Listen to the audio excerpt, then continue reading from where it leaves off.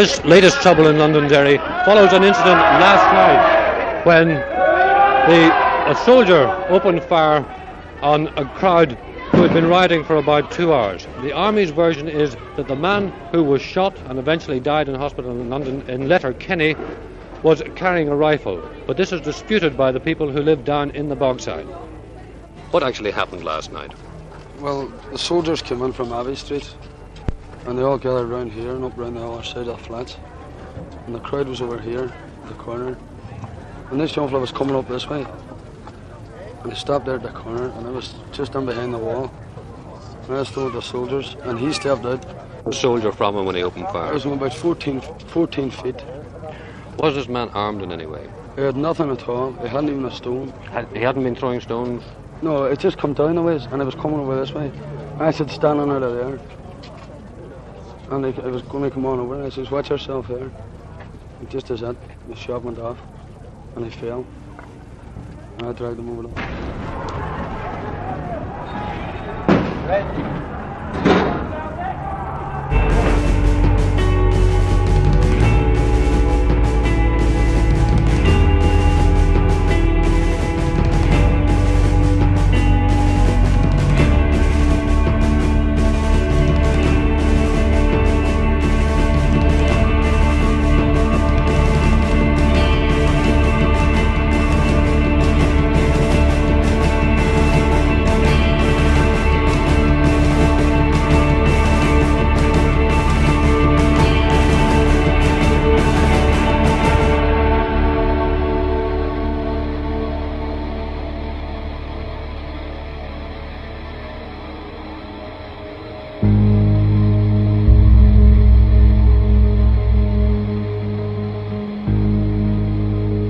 6 a.m. on a Bogside morning. A whole community out of its beds and houses and gathering in the streets to pour out a new torrent of grievance against the army, the Unionists and the British. What time did they come in?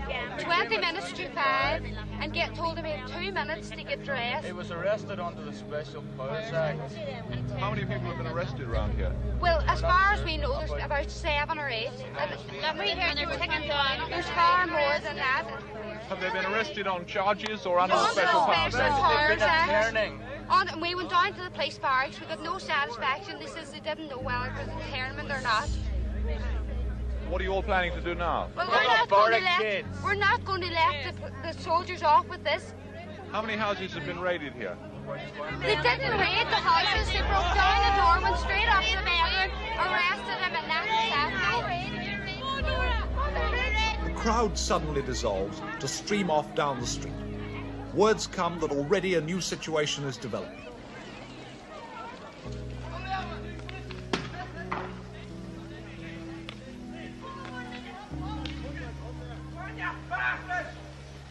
Within an hour of the British Army's dawn raid on the Catholic ghetto, some of the men and boys are seizing the first retaliation to hand.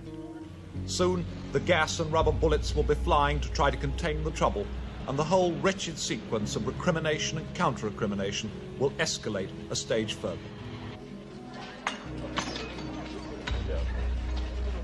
Up the road at Rosemount, they've set a car on fire and they're besieging a police station full of soldiers.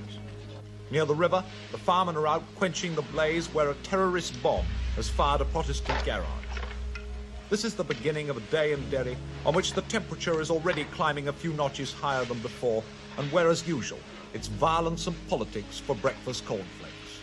The Catholic Bogside sprawls below the Protestant city walls in a maze of slum terraces and modern housing estates. This is an utterly self-contained, self-absorbed community in which news travels in minutes and there's no such thing as the truth, because each man has his own truth and holds to it. Here, it's become not only respectable but customary to applaud the murder of a British soldier. And today of all days, they finally get the news they've been dreading for months and expecting since dawn. It's 5 minutes to 1. Here's the Northern Ireland News, read by Brian Barfield. And first, the headlines. 2 men have died in rioting in Belfast after a big roundup of suspects this morning, which was followed by an official announcement that there's to be internment. There's also been rioting in Newry and Londonderry. Police say that more than 300 people have been arrested. and the Prime Minister has announced that internment orders may be served on them. Already, this day, 2 lives have been lost in Belfast. 2 lives forfeited because of internment. Will Brian Faulkner still maintain that internment is worth the price that is going to be paid and has been paid in terms of human blood? Because I told you 2 weeks ago, you hadn't seen the end of the bloodletting. And I tell you again, we still haven't reached that point in time when killings have ceased. There will be many more who will die. I said last week that we were at the edge of a precipice, and I asked the Westminster government and the British Army not to push us over, but they have. They bust into a house like the British Army done in Craigan this morning, assault a young girl and the mother of the boy in turn, not even allowing him to put on him a pair of shoes. And if Mrs. Collins is in the audience, we'll ask her to come and relate to you what her terrible experiences was this morning at the hands of the army. Don't be feared of them. They broke things in my home this morning. And then they went out. They were great people then. With their guns and their batons for to beat us down. And I'm just now sorry about all the people that have been arrested and interned. And it's up to you people now of Derry. Let you be what you may be. But to fight for those people's release at once and keep the British on the run, the same as they've done before.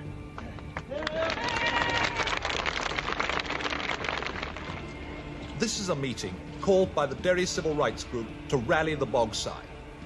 Nobody's heard much talk of civil rights since a campaign for political justice somehow slid into a battle against Stormont and the British Army. But today, they're demanding a strike of rents, rates, gas and electricity payments as an immediate protest against the coming of internment. Others are thinking of more direct action. We all knew in our hearts that it was going to come. The fact is that we were not properly prepared for it and we weren't properly organised for it. And despite all the calls for organisation, various parties and various individuals in the past, nothing meaningful was done about it. And I believe that what we have to do now is to make up for that. And in the next few weeks and the next few days, above all, we've got to remember to keep cool, to stay together and to get organised an awful lot better than we are organised at the moment.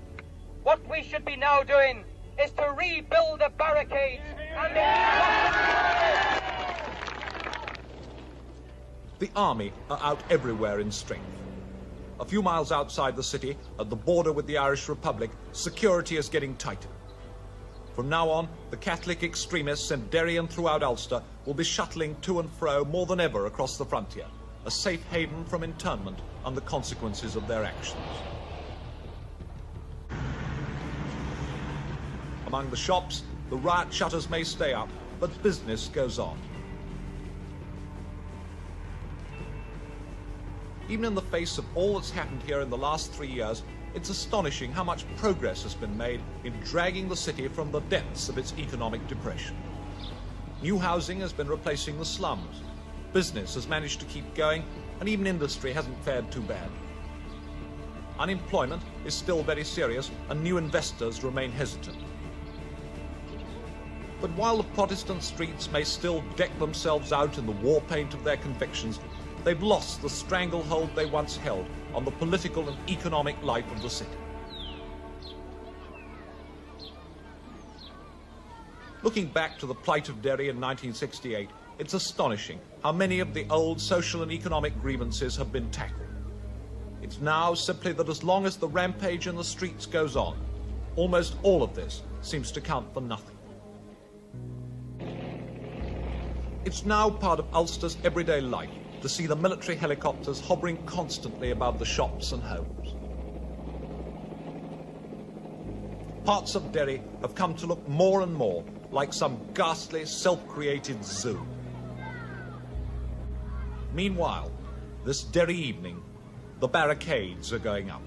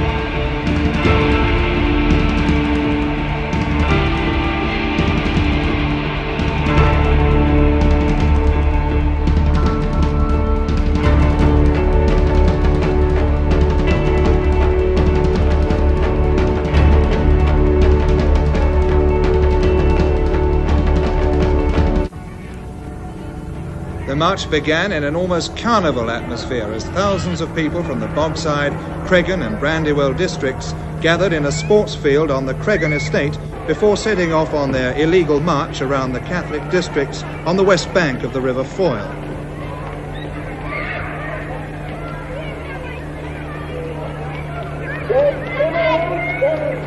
The marchers numbered between 15 and 20,000. It was a massive display of solidarity expressing the almost total alienation of the people of this part of Derry. The march proceeded quietly enough through the Catholic districts, and arm-banded stewards kept the demonstrators from coming into close contact with troops who were manning barricades on the edge of their route.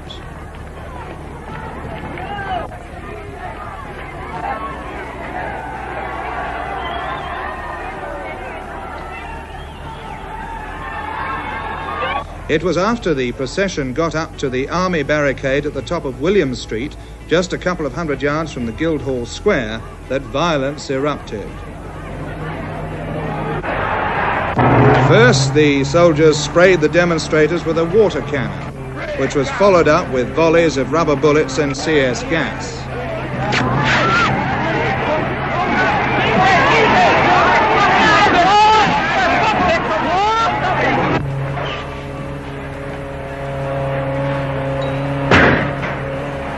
Walk on!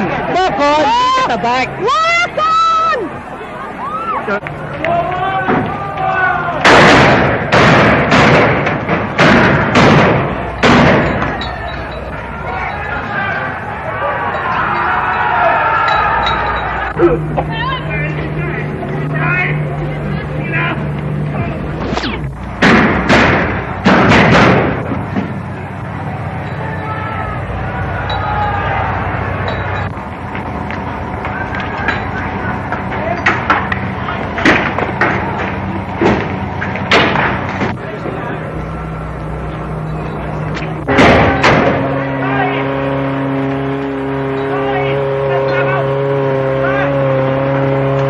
Static confrontation between the troops and the demonstrators went on for several minutes. Finally, the troops took the offensive as men of the 1st Battalion, the Parachute Regiment, went roaring into the Bogside with armoured cars in support.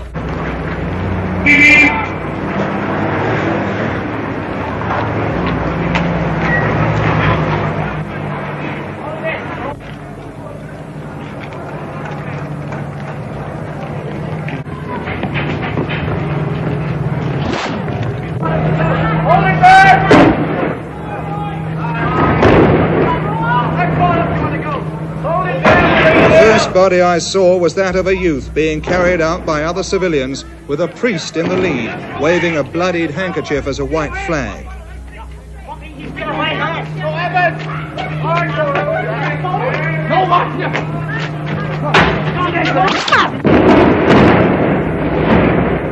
As firing continued, we made our way gingerly forward across an open space devoid of cover to the Rossville Flats, where we were to see more bodies and more evidence of fatalities.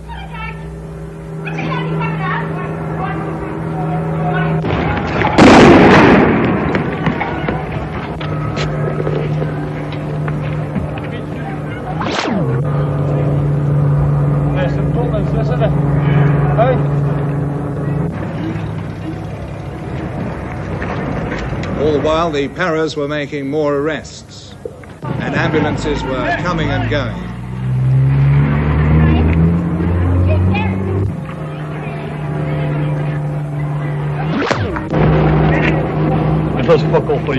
Meanwhile, army helicopters hovered incessantly overhead.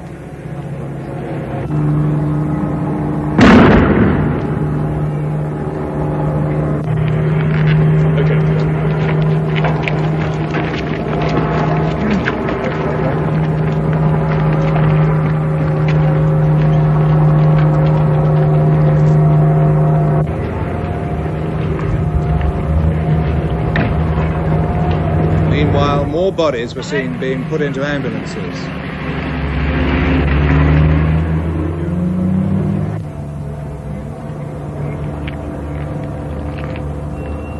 And by the side of the flats, we saw yet more evidence of a fatal shooting. Every fucking camera, son.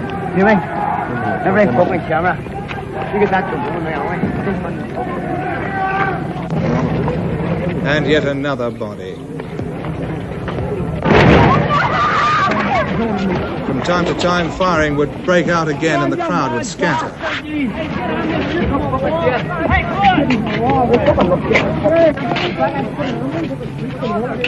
don't walk out there with that. Let's lie there. Hey, stay there. Hey.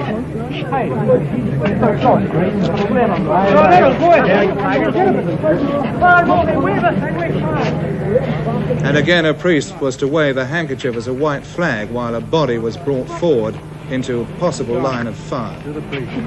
Sorry.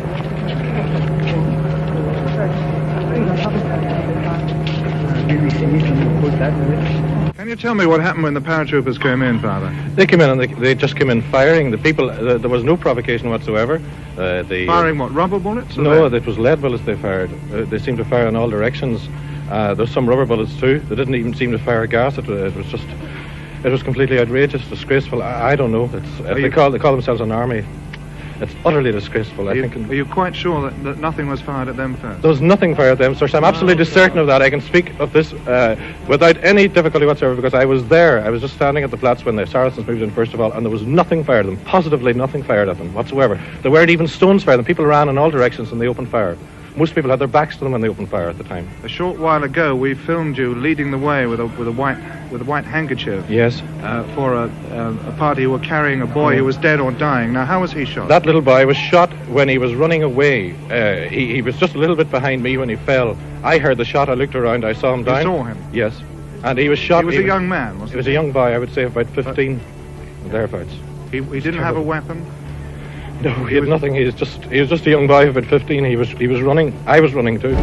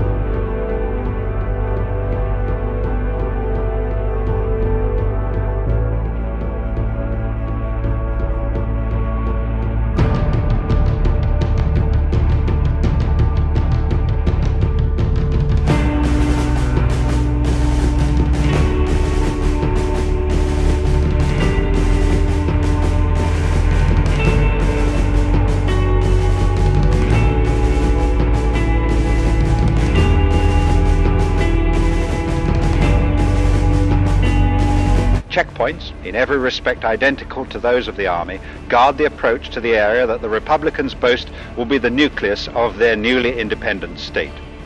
Youths and men, masked and uniformed, armed with modern weapons, patrol openly. They control completely entry and departure.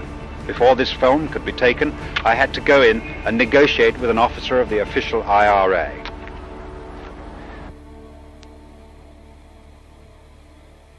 The army stays clear, the Sunday morning patrol surveying the area known as Free Derry from behind cover, reacting in the low-key manner to a situation which military sources here admit is completely new.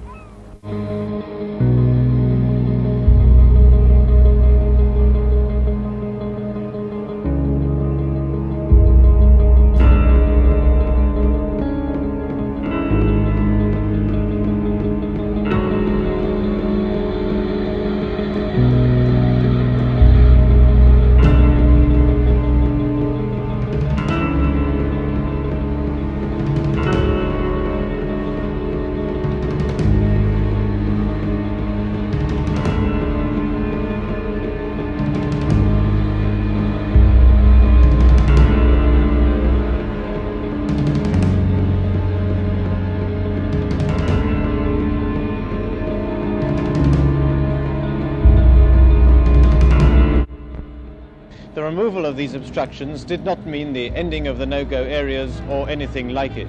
The barricades chosen were not the central ones guarding the inner Bogside out of which the IRA have operated. Rather, they were on the outside and had more of a symbolic value. So also did their removal.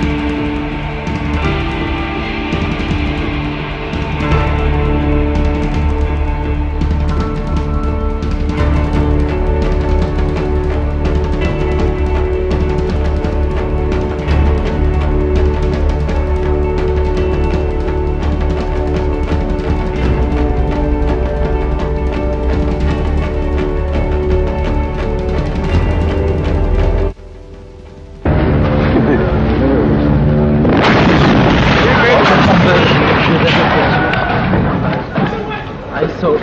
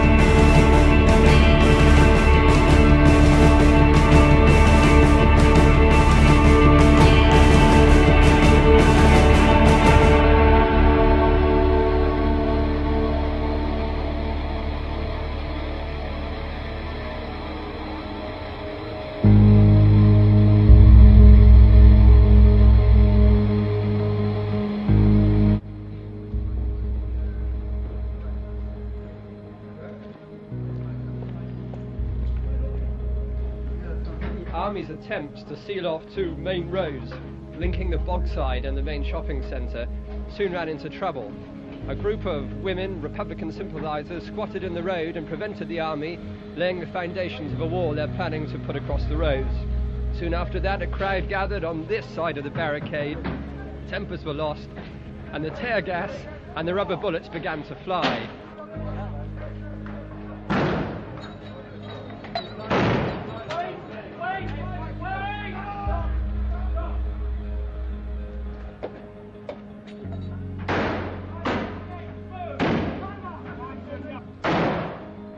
In this afternoon's clash, both sides used tear gas. There was at least one army casualty, but not serious. The trouble broke out as the Minister of State for Northern Ireland, Mr. Channon, was visiting Londonderry to see businessmen there for the second time inside a month. Mr. Channon, from what you've seen this morning, what do you think of the situation? I think that the people of Londonderry have had a really appalling time. I was horrified by the diamond. Some local businessmen who didn't see the minister were furious with the army's attempt to seal off the Bogside. We had no consultation of any type. We haven't been able to have consultation. Our livelihoods have just been cut off by a wall in the middle of the street. It's the silliest thing the British Army could possibly do. The army also introduced more security checks, and everyone's shopping basket was searched for bombs. A convoy of lorries ferried in huge blocks of concrete, a sign perhaps that the new barricades, if they are completed, will be strong and permanent.